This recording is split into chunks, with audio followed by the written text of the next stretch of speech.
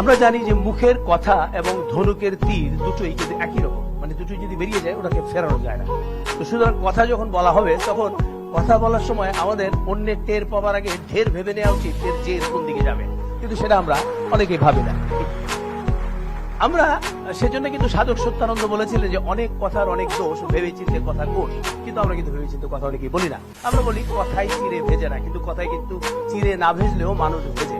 বিশেষ করে যারা ভালো মানুষ সেজে মানুষ ভেজে খান, তাদের লেজে গোবরে, তাদের তেজে লেজে গোবরে অবস্থা কিন্তু হয়ে যায়। আর সেটা কি করে হয়? আমরা সহজ কথা বলি, সবসময় আমরা বলি কথা কম কাজ বেশি, কিন্তু তারপর আমরা বেশি কথা বলি এবং যা বলি তা করি না, এবং যা করি তা কিন্তু বলি না। এটাই কিন্তু আমাদের একটা স্বভাবগত চারিত্রিক বৈশিষ্ট্য হয়ে দাঁড়িয়েছে। আমি দু একটি কথা বলতে চাই, এবং এই কথার একটি উৎকৃষ্ট উদাহরণ হচ্ছে ইদানিং কালে বিশেষ করে স্যাটেলাইট টেলিভিশনের আগমনের পর থেকে আমাদের দেশে একটি নতুন শোয়ের উদ্ভব হয়েছে, যার নাম হচ্ছে টক শো। এখানটা গেলে আমরা দেখতে পাই নানাবিধ কথা হচ্ছে, এবং এক একজনের কথা শুনলে মনে হয় যে এরা বুদ্ধির সরাসরি, এবং দেশে বুদ্ধিজীবীর সংখ্যা বেড়ে গেছে, এবং এরা সব জানতা। পররাষ্ট্রনীতি, রাষ্ট্রনীতি, অর্থনীতি, সংস্কৃতি, নানান কৃতিতে ভরপুর এ ধরনের আমরা কথা শুনতে পাই।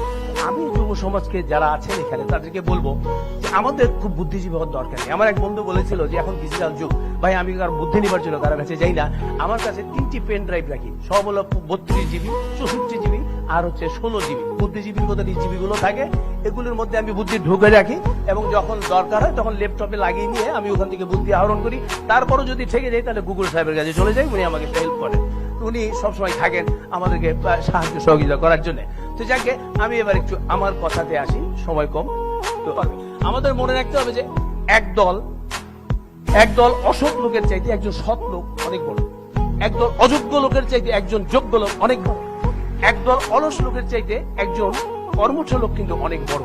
আমাদের শিক্ষায় শিক্ষিত হতে হবে। আমরা বলি পানির অপর নাম জীবন, কিন্তু আমি সেটা বিশ্বাস করি না।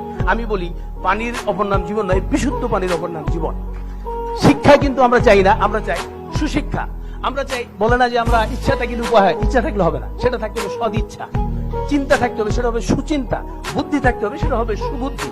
এর সমন্বয় করে সততার সাথে যদি আমরা এগিয়ে যাই, তাহলে কিন্তু আমরা আমাদের অভিষ্ট লক্ষ্যে চলে যেতে পারবো। আমরা বলি 10 মিলে করি কাজ, হারি জিতি নাহি লাজ। আমরা কি কাজ করি? সবাইকে শুভ কাজ করি? সবাই শুভ কাজ করি না।